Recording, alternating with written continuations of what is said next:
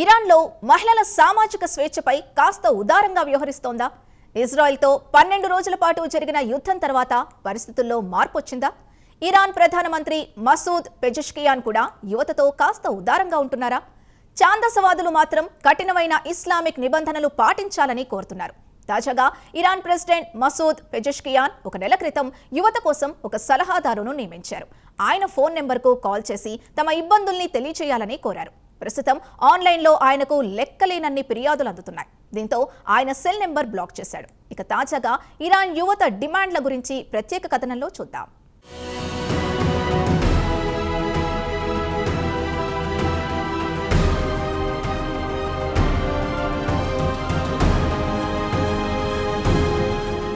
ఇరాన్లో మతఛాందసవాదుల పట్టు అంతా ఇంత కాదు. మహిళలకు, యువతులకు ఎలాంటి హక్కులు లేవు. హిజాబ్ లేకుండా ఇంటి నుంచి బయటకు వెళ్లడానికి వీల్లేదు. 2022 సెప్టెంబర్ 16న మాషా అమీనీ అనే 22 ఏళ్ల యువతి టెహరాన్లో హిజాబ్ సరిగ్గా ధరించలేదని అక్కడి నగర మోరల్ పోలీసులు అరెస్ట్ చేసి చిత్రహింసలకు గురిచేసి ఆమెను చంపేశారు.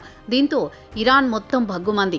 దీంతో బురఖా ధరించిన మహిళలు కూడా రోడ్డెక్కి ప్రభుత్వానికి వ్యతిరేకంగా గళం విప్పారు. 1979లో ఇరాన్ షాను గద్దెదించిన నాటి పరిస్థితులు పునరావృతమయ్యాయి. అయితే ఈ ఉద్యమాన్ని Iran supreme leader Ayatollah Ali Khamenei ప్రభుత్వం అత్యంత కఠినంగా అణిచివేసింది. వేలాది మందిని జైళ్లకు పంపి వందల సంఖ్యలో ఉరిశిక్షలు విధించింది. ఎట్టకేలకు మాషా అమీనీ ఉద్యమాన్ని మాత్రం నీరుగార్చింది. ఈ నిరసనలు బట్టి చూస్తే ఇరాన్ మహిళల్లో గూడు కట్టుకున్న నిరాశ, నిస్పృహ ప్రభుత్వంపై ఎంతలా ఉందో తేలిగ్గానే అర్థం చేసుకోవచ్చు.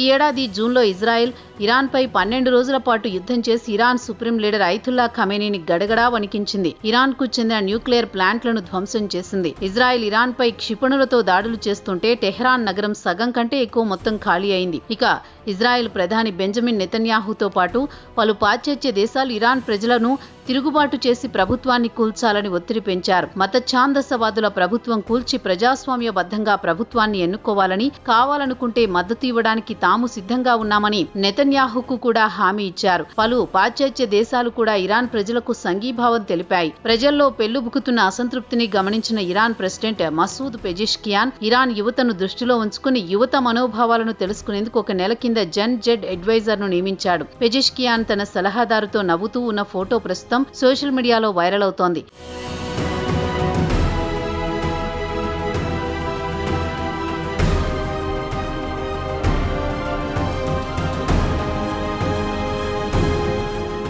ఇక పెజెష్కియాన్ సలహాదారు పేరు అమీర్ రెజా అహ్మదీ. అతను స్థానిక మీడియాతో మాట్లాడుతూ తన మిషన్ ప్రధాన ఉద్దేశం ఇరాన్ యువత ఇబ్బందులను టెహ్రాన్ నుంచి దేశం సరిహద్దు వరకు ఉండే యువత తన మొబైల్ నెంబర్కు ఫోన్ చేసి షేర్ చేసుకోవచ్చని తెలిపారు. అయితే విద్యార్థులు యువత పెజెష్కియాన్ పై మండిపడుతున్నారు. ఆయన సలహాదారుడు యువతతో కనెక్ట్ కావడం లేదని, తన సోషల్ మీడియా ఖాతాను కేవలం తన ప్రచారానికి మాత్రమే వాడుకుంటున్నారని యువత విమర్శించడంతో సలహాదారుడు తన సోషల్ మీడియా అకౌంట్ ను మూసివేశారు. ఇక పెజెష్కియాన్ దేశానికి ప్రెసిడెంట్ గా పోటీ చేస్తున్నప్పుడు ఎన్నికల ప్రచారంలో సామాజిక స్వేచ్ఛను మెరుగుపరుస్తానని, ఆంక్షలు ఎత్తివేస్తానని హామీ ఇచ్చారు. దీంతో ఆయన దేశంలోని యువతలో కనెక్ట్ కావాలనుకున్నారు. ఇక ఆసియా పాటు ప్రపంచ వ్యాప్తంగా రాజకీయంగా మార్పు రావాలని పలు దేశాలలోని యువత రోడ్డెక్కుతున్న విషయం తెలిసిందే.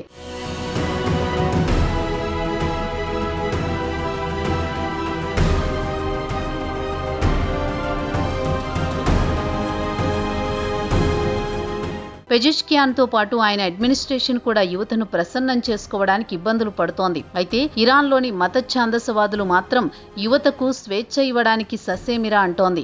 కఠినంగా వ్యవహరించాలని పెజెష్కియాన్ ప్రభుత్వాన్ని కోరుతోంది. అయితే మిడిల్ ఈస్ట్కు చెందిన పలువురు నిపుణులు మాత్రం మారుతున్న కాలం ప్రకారం యువత అభిరుచులకు అనుగుణంగా ప్రభుత్వం మారడం లేదు. ప్రస్తుతం యువత ఆన్లైన్ కు బాగా అడిక్ట్ అయిపోయారు. వారి ఆలోచన విధానాలు భిన్నంగా ఉంటున్నాయి. ఏదైనా అంశంపై లోతుగా అధ్యయనం చేసి ఆన్లైన్ లో తమ అభిప్రాయాలు పంచుకుంటున్నారు. మాషా అమీనీ సమయంలో ఆన్లైన్ లో పెద్ద ఎత్తున దీనిపై దుమారం రేగడంతో యావత్ దేశంలో నిరసనలు మిన్నంటాయి.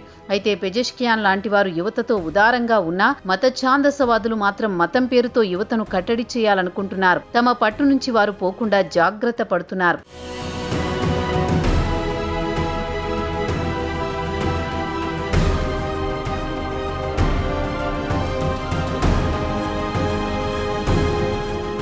ఇక ఇరాన్ యువత విషయానికొస్తే దేశంలో ఆర్థిక పరిస్థితి దారుణంగా ఉంది. అమెరికాతో పాటు పాశ్చాత్య దేశాల ఆంక్షల వల్ల ఆర్థికంగా కుంగిపోయింది. మరోపక్క ద్రవ్యోల్బణం, అవినీతి విచ్చలవిడిగా పెరిగిపోవడంతో యువత నిరాశ నిస్పృహలతో కొట్టుమిట్టాడుతోంది. అసమర్థత ప్రభుత్వంతో ప్రజలు నలిగిపోతున్నారు. ఇలాంటి సమయంలో ఇజ్రాయెల్తో పాటు పాశ్చాత్య దేశాలు ఇరాన్లో ప్రభుత్వాన్ని మార్చాలని అక్కడి ప్రజలను, యువతను రెచ్చగొడుతున్నారు. రాబోయే పరిణామాలను దృష్టిలో ఉంచుకుని పలువురు అధికారులు కూడా ప్రజలపై కఠినమైన నిబంధనలు అమలు చేయాలని నిర్ణయించారు. సామాజిక స్వేచ్ఛ ఇవ్వాలని నిర్ణయించారు. ఇదిలా ఉండగా గత వారం మితవాద నాయకుడు, మాజీ ప్రెసిడెంట్ హసన్ రౌహానీ ప్రజలు తీవ్రంగా వ్యతిరేకిస్తున్న హిజాబ్ చట్టాన్ని ఉపసంహరించాలని డిమాండ్ చేశారు. ప్రజలపై బలవంతంగా హిజాబ్ చట్టాన్ని రుద్దవద్దని ఆయన సభలో డిమాండ్ చేశారు. అయితే దీనికి వ్యతిరేకంగా మత ఛాందసవాదులు మాత్రం మరిన్ని కఠినమైన నిబంధనలు అమలు చేయాలని పట్టుబడుతున్నారు.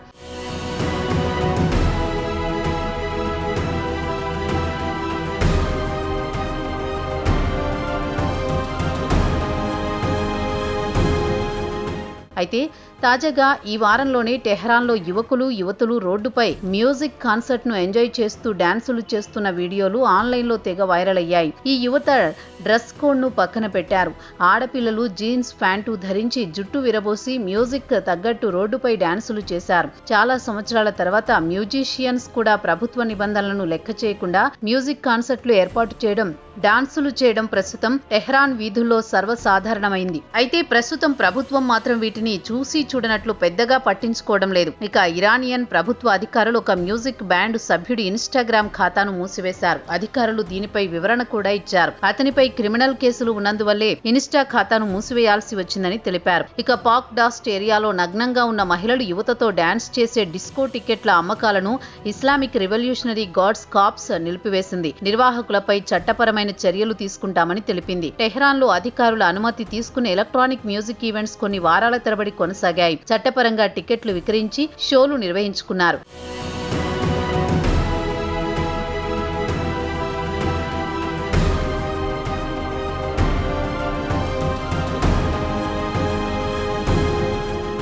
ఇక ఇరాన్ చట్టం ప్రకారం పురుషులు, స్త్రీలు కలిసి డాన్స్ చేయడాన్ని నిషేధించారు. పట్టుబడితే చట్ట ప్రకారం వారిని శిక్షిస్తారు. ఇరాన్లో ఆల్కహాల్ సేవించడం నేరం. అయితే కొంతమంది ఇరానియన్లు ఇథనాల్, ఇతర రసాయనాలతో కలిపి ఆల్కహాల్ తయారు చేసి విక్రయిస్తూ ఉంటారు. కల్తీ మద్యానికి డజన్ల కొద్దీ ప్రజలు ప్రాణాలు కోల్పోయారు కూడా. అయితే కొన్ని కేఫ్లు, రెస్టారెంట్లు డీజేలను హైర్ చేసుకుని కస్టమర్లకు ఆల్కహాల్ సర్వ్ చేస్తూ ఉంటాయి. అయితే ఈ ఏడాది సెప్టెంబర్ ద్వితీయార్థంలో టెహ్రాన్లోని నహ్జోల్ బలాఘే పార్కులో ఉన్న రెస్టారెంట్ను అధికారులు శాశ్వతంగా మూసివేశారు.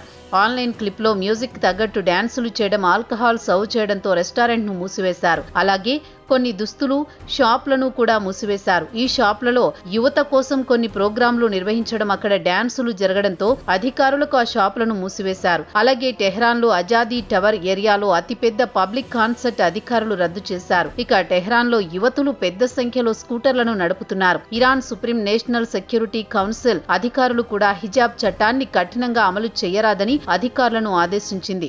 చట్టాన్ని ఉల్లంఘించిన వారిని జైలుకు పంపడం లేదా కొరడా దెబ్బలు కొట్టడం, భారీ జరిమానాలు విధించడం మానుకోవాలని సూచించింది. మరి మత ఛాందసవాదులు ప్రస్తుతం చూసి చూడనట్టు ఎందుకు వ్యవహరిస్తున్నారంటే ప్రస్తుతం దేశ ఆర్థిక పరిస్థితులు సవ్యంగా లేవు. ఇజ్రాయెల్, అమెరికా దెబ్బకు ఇరాన్ ఆర్థిక వ్యవస్థ కుప్పకూలింది. అందుకే యువతీ యువకులపై కన్నెత్తి చూడడం లేదని చెబుతున్నారు ఇరాన్ రాజకీయ పరిశీలకులు. మరి యువతలో విచ్చలవిడితనం పెరిగిపోతే మరోమారు కొరడా తీయడానికి ఖమేనీ సిద్ధంగా ఉంటాడని ఇరాన్ జెన్ జే ను బీ కేర్ఫుల్ అంటూ హెచ్చరిస్తున్నారు ఇరాన్ రాజకీయ విశ్లేషకులు.